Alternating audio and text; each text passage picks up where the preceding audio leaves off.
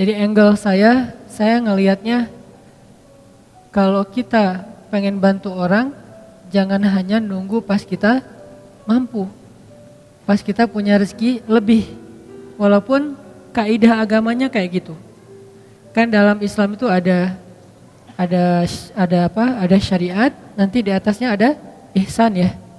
Kalau syariatnya kita nggak boleh berinfak lebih daripada misalnya sepertiga harta kita tanpa seizin keluarga. Tapi Abu Bakar berinfak seluruh hartanya. Umar berinfak setengah hartanya. Kok melebihi standar syariat? Ya karena keluarga Abu Bakar, keluarga Umar, bukan hanya beliau berdua tapi juga keluarganya, istrinya, anak-anaknya, semuanya derajatnya tuh udah wafa. Derajatnya udah muhsin, orang-orang yang berihsan. Sehingga mereka melakukan sesuatu lebih daripada standar umum yang dilakukan orang lain. Nah, saya ngelihat ternyata menurut saya tuh kalau kita pengen bantu orang, jangan nunggu punya kemampuan. Kalau kita pengen nolong orang, jangan nunggu kita dikasih rezeki yang lebih. Tapi sebaliknya, kalau kita pengen dapat rezeki yang lebih, tolong orang. Kalau kita pengen dimampukan, bantu orang. Kalau kita pengen diselesaikan urusan kita, selesaikan urusan orang. Jangan tunggu, gua beresin dulu urusan gua, ntar baru nolong yang lain. Enggak, kebalik. Kalau kita pengen urusan kita cepat beres, cepat diselesain sama Allah, cepat ditolong, cepat dikasih keajaiban, surprise segala macam, ya udah tolong orang dulu. Walaupun kita dalam kondisi susah, justru itu kesempatan buat kita. Karena hadisnya jelas, Nabi SAW mengatakan, "Man kana fi hajati akhi, kana Allahu fi hajati." Siapa yang menyelesaikan hajat saudaranya atau sibuk mengurus hajat saudaranya, Allah juga akan sibuk mengurus hajat dia. Lebih canggih mana nih? Kita nyelesain masalah kita sendiri atau Allah yang nyelesain masalah kita? Allah yang nyelesain masalah kita. Jadi biar Allah yang beresin masalah kita, tugas kita adalah beresin masalah orang lain. Kayak gitu kaidahnya, dan itu bukan hanya hadis motivasi. Saya menjadikan semua ayat dan hadis yang saya tahu itu sebagai konsep berpikir, bukan sekedar hadis motivasi. Baca hadis kemudian memotivasi, ayo tolong orang lain, tapi jadikan itu konsep berpikir. Apa bentuk konsep berpikirnya? Begitu kita punya masalah, nyari orang yang juga sama punya masalah. Lo punya masalah enggak? Enggak ada. Kok enggak sih? Cari. Lo punya masalah enggak? Siapa yang punya masalah tolong DM saya. Siapa yang punya masalah tolong WA saya. Siapa yang punya masalah tolong japri saya. Akhirnya berudul banyak banget kan yang datang. Oh, saya punya masalah, pilih salah satunya yang kita mampu. Kadang-kadang yang kita tolong tuh bukan yang paling darurat, bukan yang paling besar, bukan yang paling sulit, tapi yang paling mungkin kita lakukan. Ini hal yang wajar, jadi kita nggak boleh juga menjudge orang lain, lu kerjaannya bantu yang kecil-kecil, yang receh-receh. Ya siapa tahu dia yang receh tapi ikhlas, dan kita yang mungkin istimewa banget nggak sanggup jaga keikhlasan kita kan. Kayak cerita bab ikhlas kemarin, ada 2 orang beramal, yang satu sholatnya standar, yaitu sholat wajib doang. Yang satu lagi plus qobliyah, ba'diyah, duha, tahajud. Mana lebih baik? Yang plus dong. Wajib plus sunnah. Lebih baik yang plus. Tapi kadang-kadang yang plus ini ujian keikhlasan, ujian rianya juga lumayan luar biasa. Kalau yang standar apa yang mau diriain? Kayak hafalan Al-Quran. Yang satu hafal trikul. Yang satu lagi hafalnya Al-Baqarah, Ali Imran, An-Nisa, Al-Maidah. Wah, setengah Al-Quran, 15 juz. Mana yang lebih utama? Pastinya yang lebih banyak hafalan. Tapi paling banyak hafalan justru ujian rianya lebih berat, lebih besar. Kalau dia baca Quran di dalam sholat, pasti dia akan diuji oleh setan, yuwaswis. Mereka pasti nggak bisa ngeralat kalau lu salah. Jadi tenang aja. Karena suratnya di tengah-tengah gitu, dia baca ayat yang saya juga nggak terlalu hafal lah, pokoknya di tengah-tengah Quran gitu ya. Contoh yang mungkin yang paling saya sering ulang tuh kayak surat favorit saya, surat Maryam. Wadhkur fil kitabi Maryam idzin tabadat min ahliha. Di belakang tetap diam. Idzin tabadat min ahliha. Diam aja di belakang. Kenapa? Gak hafal, sama nih. Kan agak-agak yuaswis tuh. Tuh kan bener, susah emang surat itu, yang lain gak pada hafal. Jadi biasa aja kali gitu.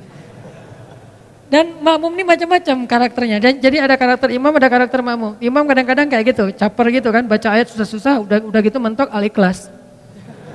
Idza tabadat min ahli qul huwallahu ahad. Imam. Makmum ada juga yang unik. Uniknya apa? Giliran ayatnya dia nggak hafal, diam. Giliran ayatnya yang semua hafal, semuanya benerin. Ayatnya misalnya standar lah ya. Amma yatasaalun 'anin naba'il 'azim. Serentak satu masjid. Alladzi hum fi mukhtalifun. Wah, serentak semuanya. Kenapa nggak serahin aja di depan? Kan udah ada imam pengganti di belakang teh. Di belakangnya imam. Kenapa nggak dia aja yang benerin? Kenapa semuanya serentak satu shaf pertama hufaz semua itu, hafiz. Kebenaran suratnya populer. Kalau giliran suratnya sulit, semuanya diam. Kenapa? Takut riya. Kenapa makmum pada diam? Takut riya, Ustadz. Jadi masing-masing punya karakter. Artinya jangan remehin. La tahqiranna minal ma'rufi syai'a. Janganlah kalian meremehkan kebaikan sekecil apapun. Kadang ada teman kita kebaikannya itu sepele, cuman rapihin sendal doang depan masjid. Cuman meriksa keran doang yang kalau nggak terlalu rapat ngenutupnya dia rapetin. Tapi amal yang dia lakuin itu karena diremehin orang, jadi nggak ada peluang riya. Sedangkan kita, amal yang kita lakuin karena berpotensi dipuji oleh orang lain, berpotensi juga buat riya. Makanya buat saya sih udah lakuin aja apa yang kita mampu. Tolong orang semampu kita. Kalau mau lebih sedikit gambling, karena kita yakin sama Allah, ya udah lakukan yang lebih berat daripada yang kita mampu. Sesekali coba kayak gitu. Kalau buat saya tuh kayak akidah challenge. Kan sekarang orang challenge-nya macam-macam ya. Ada yang kalau yang di YouTube ada yang ngeprank temennya lah. Apalagi yang terbaru, keluar dari mobil terus joget-joget gitu. Gak ngerti juga maksudnya apa gitu. Ya terserah deh, itu mah ekspresi orang lah ya. Saya gak mau menjudge, yang jelas ternyata dalam Islam juga ada challenge-challenge yang keren gitu. Akidah challenge itu kayak gimana? Gambling dalam arti kita mengambil resiko, kita mengambil sesuatu yang menurut kita agak sulit, tapi kita berserah diri kepada Allah, itu kan keren ya. Salah satunya apa? Akidah challenge. Meninggalkan satu pekerjaan yang kita yakin itu gak halal, lalu kita mencari pekerjaan yang lain yang halal tapi gak yakin nemu apa enggak. Ini kan agak bertaruh kan? Nah, disinilah ada iman atau akidah challenge-nya. Dan dengan akidah challenge, akhirnya kita akan menemukan kebesaran Allah. Siapa yang pernah nerapin akidah challenge dalam hidupnya? Ibunya Nabi Musa. Ketika Allah mengatakan kepada ibunya, "Idh auhayna ila ummika ma yuha, an qadhifihi fit tabut, faqdhifihi fil yammi, falyulqihil yammu bil sahil, ya'khudhu aduwwul li wa aduwwullah." Itu berat banget loh. Ketika Allah berfirman kepada ibu Musa, "Hanyutkanlah bayimu ke sungai Nil." Supaya apa? Supaya dia nanti kemudian akan ditemukan oleh musuhku dan musuhnya. Kan berat nih. Ya Allah disuruh hanyutkan, malah bukan diselamatkan, malah ditemukan oleh musuhnya. Ini akidah challenge, ini iman challenge banget buat ibunya Musa. Dan kata Allah, la takhafi, jangan takut, inna radduhu ilaiki, wa ja'iluhu minal mursalin. Kami pasti akan kembalikan dia kepadamu. Akhirnya dihanyutkan oleh ibu Musa, lalu Allah Subhanahu wa taala singkat cerita mengundang kembali ibu Musa ke istana untuk menyusui bayinya yang sedang kehausan di istana. Akhirnya kembalilah bertemu antara Musa dengan ibundanya, bahkan dengan keluarga besarnya. Ini namanya akidah challenge menurut saya nih. Atau Musa juga pernah akidah challenge kayak gitu ketika Allah bertanya dan Allah Maha tahu jawabannya. Wa ma tilka biyaminika ya Musa? Apa yang di tangan kananmu wahai Musa? Kenapa Allah nanya? Padahal Allah tahu jawabannya. Tidak semua pertanyaan di dalam Al-Quran artinya karena nggak tahu. Ada pertanyaan karena nggak tahu, ada pertanyaan karena nguji, ada pertanyaan karena ingin menegaskan berita. Dan ini pertanyaan Allah ingin menegaskan berita bahwa itu tongkat, bukan ular. Sehingga Allah nanya, "Wa ma tilka biyaminika ya Musa?" Apa yang di tangan kananmu Musa? Musa yang ngomong, Musa yang bicara. Qala hiya 'ashaya atawakka'u 'alaiha wa ahushu biha 'ala ghanami wa liya fiha ma'aribu ukhra. Ini adalah tongkat ya Allah. Siapa yang ngomong? Musa. Artinya itu benar-benar tongkat, bukan doktrin. Allah enggak mengatakan Musa itu tongkat ya. Ya Allah enggak. Allah nanya, apa itu Musa? Kata Musa tongkat. Berarti kamu yang bilang tongkat ya, bukan aku gitu, bukan Allah. Akhirnya aku pakai untuk hiking. Atawakka'u 'alaiha. Untuk apa itu? Untuk naik gunung. Apa istilah kita? Ya mudah-mudahan tidak ada yang mempermasalahkan hiking. Karena itu memang benar kayak gitu kan? Untuk hiking, kalau di zaman kita kayak trekking gitu kan ya, istilah-istilah kita kan ya, untuk naik gunung pakai tongkat. Wa husyu biha 'ala ghanami. Saya pakai untuk menggembalakan ternak-ternak. Waliya fiha ma'aribu ukhra, dan beberapa fungsi yang lain lah. Terus kata Allah, alqiha ya Musa, coba kamu lempar wahai Musa. Fa'alqaha fa idza hiya hayyatun tas'a. Lalu tiba-tiba ketika Musa melemparnya, dia menjadi ular yang merayap-rayap. Kemudian Allah kasih challenge buat Musa. Apa challenge-nya? Khuzha, coba kamu ambil Musa. Ini challenge buat Musa, biar Musa makin yakin sama Allah, dikasih ujian dulu. Khuzha la takhaf sanu'iduha siratahal ula. Gak usah khawatir, berarti Musa khawatir. Karena Musa ngeliat, aduh ini ular dalam hidup Musa, Musa belum pernah megang ular. Sekarang disuruh pegang ular sama Allah, khuzha, pegang ular. Dan ini bukan ular biasa yang ditemukan di hutan. Ular, bahasa kita jadi-jadian, kan lebih ngeri ya. Kalau ular biasa, dan kita juga jarang megang, gak pernah megang, malah kecuali di kebun binatang, itu juga dampingin pawangnya. Ini gak masalah nih gak masalah, oh ya udah.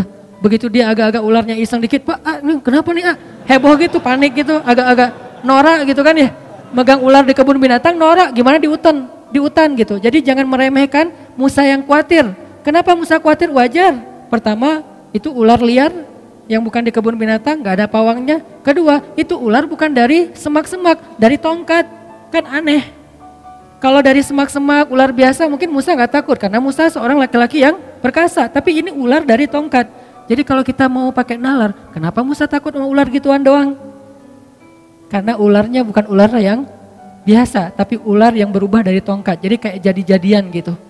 Waduh, ini ular dari tongkat jadi ular. Gimana megangnya ntar kalau ada apa-apa gimana? Musa khawatir. Kata Allah, la takhaf, jangan khawatir. Sanu'iduha siratahal ula. Ntar kami balikin lagi kepada bentuk aslinya. Ini akidah challenge buat Musa. Kalau bahasa teman-teman yang ngajinya mungkin lebih dalam, istilahnya rububiyah, uluhiyah, asma, sifat dan seterusnya. Kita menerjemahkan, bukan mengubah istilah, akidah challenge. Dipegang sama Musa dikit, langsung berubah lagi menjadi tongkat. Maka bertambahlah iman Musa. Bertambahlah, arti bertambah iman apa? Bertambah percaya sama Allah, bertambah yakin sama Allah. Nanti kalau dikasih challenge yang lain, udah sanggup. Challenge berikutnya apa? Challenge berikutnya adalah idhab ila Fir'aun innahu tagha. Pergilah kepada Fir'aun, dia itu jahat banget. Itulah challenge yang lebih berat daripada megang ular. Tapi Allah kasih challenge yang kecil dulu biar Musanya makin yakin. Ini artinya teman-teman, kadang-kadang ketika kita ngambil sebuah pilihan yang sulit, kita agak sedikit gambling dalam hidup kita, tapi bersandar kepada perintah Allah, larangan Allah, kehendak Allah, apa yang Allah mau, syariat Allah. Di situ kita belajar iman, termasuk nolong orang lain. Sehingga kata Nabi, man kana fi hajati akhi kana Allahu fi hajati. Siapa yang sibuk ngurus hajat saudaranya, Allah juga akan sibuk ngurus hajat dia. Termasuk nanti banyak sekali hadis-hadis yang lain yang senada atau semakna dengan ini.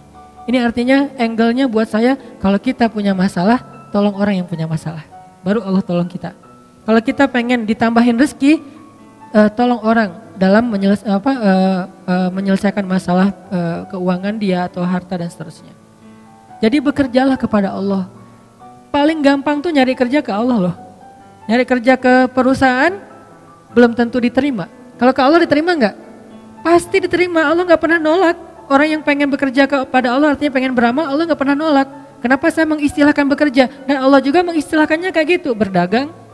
Ya ayyuhalladzina amanu hal adullukum ala tijarah. Mau nggak aku tawarin kalian satu tijarah, satu bisnis, satu perdagangan, satu kerjaan, satu project kalau bahasa kita. Berarti kadang kita berdagang dengan Allah, bertransaksi dengan Allah. Gimana bertransaksi dengan Allah? May yuqridullaha qardan hasanan. Siapa yang meminjamkan kepada Allah pinjaman yang baik, nanti Allah balas berlipat ganda. Bukankah itu transaksi? Baik, jual beli yang tidak akan mungkin rugi. Banyak lagi ayat-ayat yang lain yang bahasa analoginya adalah bahasa dagang atau bisnis. Jadi kalau mau dapat kerjaan yang paling gampang, tapi bayarannya itu bukan UMR, berapa ribu kali lipat UMR, dan kerjanya itu mulia banget, kita bukan cuma dapat upah, tapi juga kita dapat kehormatan, bekerjalah kepada Allah. Itu paling luar biasa, gampang banget. Kerjanya apa? Saya nggak punya kemampuan apa-apa, saya nggak punya kapasitas, saya nggak punya keahlian. Keahlian yang dibutuhkan itu bukan punya sesuatu, enggak. Apapun yang ada dalam diri kita yang kita bisa lakukan untuk bantu orang lain, itu keahlian.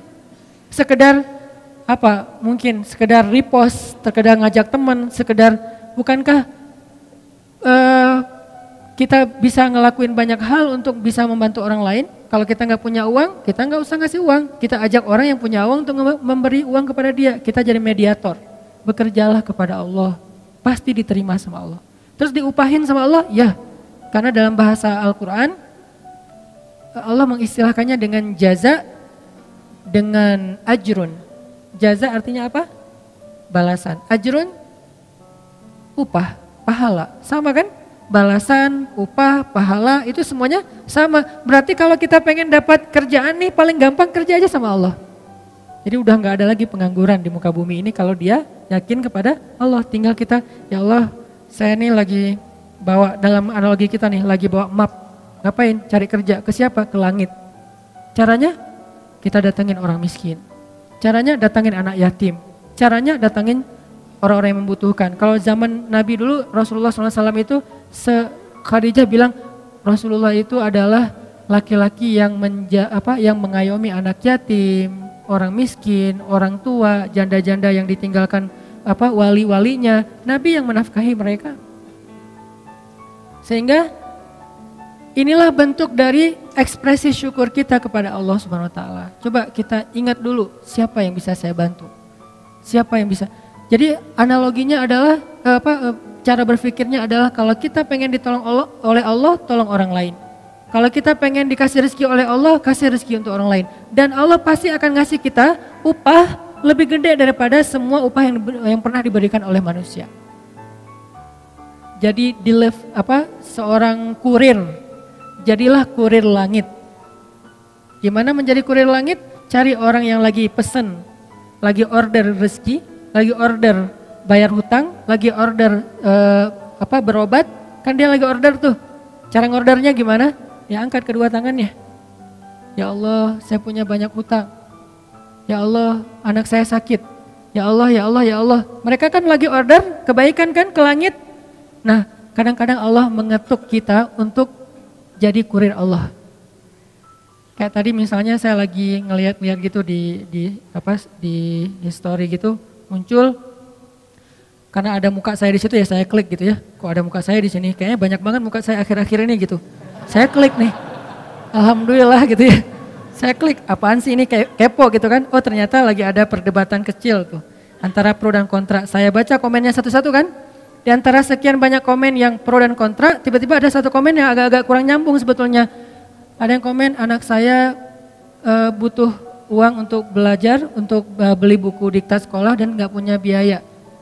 Kenapa tiba-tiba Allah takdirkan saya ngeklik itu, terus saya ngelihat komennya. Karena Allah lagi ngasih saya kesempatan jadi kurir kan gitu kan. Di antara sekian komen ini aja yang saya fokus. Saya langsung DM orangnya, Pak, Bapak di mana? Ternyata di NTB, di Lombok. Bapak butuh apa? Saya hanya butuh biaya untuk buku anak saya. Masya Allah nih orang luar biasa ya. Enggak mengatakan saya butuh uang sekian, enggak. Hanya untuk biaya buku. Artinya saya misalnya kalau saya mau saya akan bayar ke sekolahnya, anaknya dapat buku. Enggak akan saya kasih uang biar manfaatnya lebih jelas gitu. Kecil sih, tapi kan kenapa Allah takdirkan tiba-tiba saya baca postingan itu, saya lihat komen-komennya, mungkin cara Allah ngegelitik saya itu lewat penasaran, pengen tahu ada kehebohan apa, terus nemu di antara sekian kan banyak tuh, ada ratusan, baca satu-satu, kadang senyum, kadang kayak cemberut gitu, apaan sih nih, apa, satu-satu, ada yang unik nih, gak nyambung komennya, anak saya butuh biaya sekolah, langsung saya coba DM, dan ini sering terjadi dalam hidup kita teman-teman. Jadi gak perlu kita cari juga, Allah yang kayak ngorder ke kita, orang tuh ngorder, Allah nge-link kayak sistem startup ya. Jadi kayak social respon gitu, dia ngorder, terus kita kayak driver yang lagi dekat sama lokasi itu, tiba-tiba masuk ke kita, apa kayak notifnya, udah kita tinggal mau apa enggak ngambilnya nih. Kalau kita pikir, aduh jauh banget nih, kan saya sering mesen mie Aceh ya, di Buah Batu, tapi tinggal Cihanjuang. Udah diambil, ternyata pas tahu Cimahi ditolak lagi. Aduh, kecewa banget nih ditolak. Tapi masih mending lah daripada ditolak mantan, masih. Cuman sampai berkali-kali ditolak gara-gara ngordernya di Cimahi, barangnya ada di Buah Batu, kan orangnya males. Padahal insya Allah pasti saya akan ngasih lebih, saya tahu lah jauh banget, kasihan kalau cuman sekian ribu, kadang-kadang cuman 30.000, ya udah digenapin 31.000 misalnya. Ganjil nggak genap. Maksudnya ditambahin lah 1.000 ongkos capek misalnya. Nah ini kadang-kadang kita pikir aduh jauh banget. Kita mau klik gak sih? Allah nggak lagi ngirim nih. Ada yang order terus muncul notif di kita. Ini analogi lewat digital startup kayak gitu. Ada notif ke kita mau diambil nggak nih? Begitu kita klik, kita ambil, maka Allah Subhanahu wa taala langsung transfer balasannya, upahnya, pahalanya ke saldo kita. Dan Allah kalau transfer biaya kurirnya itu lebih gede daripada semua biaya kurir yang pernah ada di muka bumi. Gede banget Allah ngasihnya. Kan berarti gampang kan cari kerjaan? Cari aja kerja ke langit. Dan Allah sering banget ngasih notif ke kita, tinggal kita ambil apa enggak. Nah ini artinya ternyata cara kita pengen kaya, pengen sukses, pengen bahagia, pengen ditolong tuh bukan nunggu beres urusan kita baru nolong orang lain. Tapi nolong orang lain supaya beres urusan kita.